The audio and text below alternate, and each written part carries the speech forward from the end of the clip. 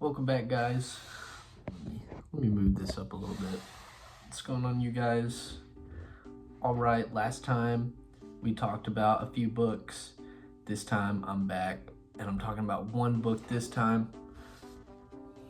Finished up Dune by my boy Frank Herbert. It took me like a good couple of weeks to read. One of the thickest books I've ever read, on God. Normally I get pretty intimidated by these, but this is definitely a very good book and challenge for me to read. My boy Frankie was absolutely cooking with this one, but yeah, I totally loved this book. I thought it was fantastic. It's kind of embarrassing to say, but the only big journeys I would say that I have read have been like the Harry Potter books, and those books on their own don't feel like a gigantic adventure. And I read Aragon, which the first book was pretty awesome, and that one definitely feels like a big epic kind of grand adventure, but this is definitely way more expansive and well put together compared to Aragon. What if I just prop it up like this? See, look at that, that's kind of nice. I like that. So now we can see that this is what I read. I really enjoyed how it really felt like where we started versus where we ended, so much happened.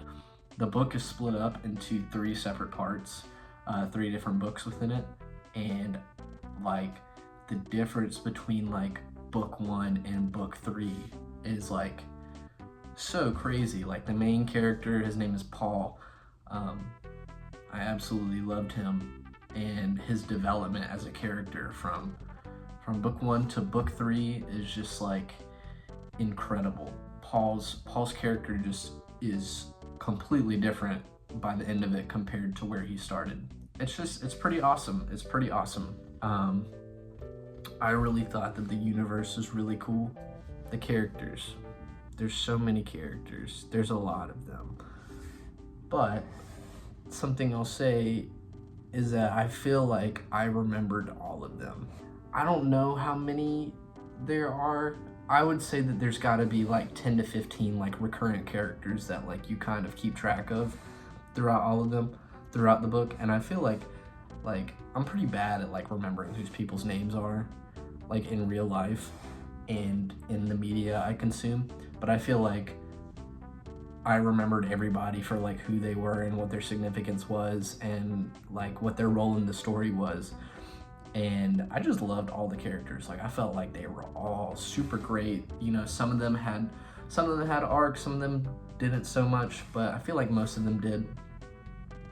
But everybody was just so cool. You got Duke Leto, he was dope. He is the ideal leader that you want to be. He's quite the man. You got Paul, and Paul is super great, and I really felt for him. You know, it isn't stuff happens to him that doesn't strike you in the typical sad sense, but it's just he has a horrible duty that he's bound to. It's really unfortunate, but also a very interesting aspect of the book. I think you got Lady Jessica. Lady Jessica was cool. She had a pretty good arc as well. There's Chani, there is Dr. Yue, there is Thufir Hawat, I think is how you say it, and then there's Gurney Halleck, there's the Baron, there's Kynes, there's Stilgar, there's Jameis. I remember that guy. He wasn't big, but he was a guy. There's Duncan Idaho. Forgot about him. He's pretty cool. There's so many people, but everybody is super cool. I'm very excited to see how they're portrayed in the movie. You know, they have there's a picture back here. This is my boy Frank Herbert. You can just tell that he's a nice guy. I would love to share a handshake with him. Frank did such a great job at the character of Arrakis, and the society of the Fremen is so cool. Such a well-realized culture. He really thought of everything, and they feel like a real type of people. And they just have rituals, they have traditions, you know, they have a whole way of going about things, and it's really awesome. There's like the technological aspect of the book is really cool too. Like, it's super dope. There's like a whole chapter where they're like holding a meeting and they're talking about the different like contraptions they use to like either harvest water or how they harvest the spice, which is what makes Arrakis such a valuable planet. And it was just super dope. They were just talking about like contraptions and shit, and like I'm not a contraption kind of guy, but apparently I was for this chapter of the book. It was pretty dope. Another thing that I really liked was I really liked the exploration of time. I think time is like a huge part of this book, and it was super cool. It was super cool. Like, I love the idea of like the future being the present and like the past being the present, and like the just like illusion of time and how expansive it can be, and like these things where it's like the butterfly effect or whatever, like how a certain decision can lead to something else, and how you might want to avoid something, or even like the smallest thing could lead you down a path of just complete destruction. And I thought that the exploration of time in this book was exceptional and definitely one of my favorite parts of it. Something that I really found to be interesting and kind of enveloped me more in the story was just how it's not like a brutal book by any means, but it's very much like life does feel very precious in this book. Death is not uncommon in this book. You know, it happens at times where you wouldn't expect it to happen. I thought that aspect of this book made it an even more valuable experience. It makes it feel much more real. It makes the conflict feel much more apparent.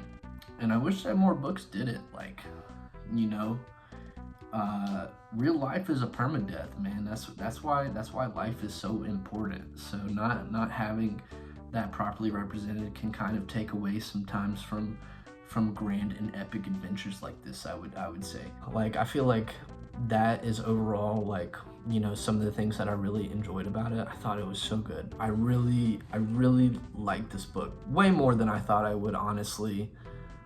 I didn't think I would get as enveloped in it as I thought I did. Like, I definitely thought that it would be good, but I didn't think it would be this good.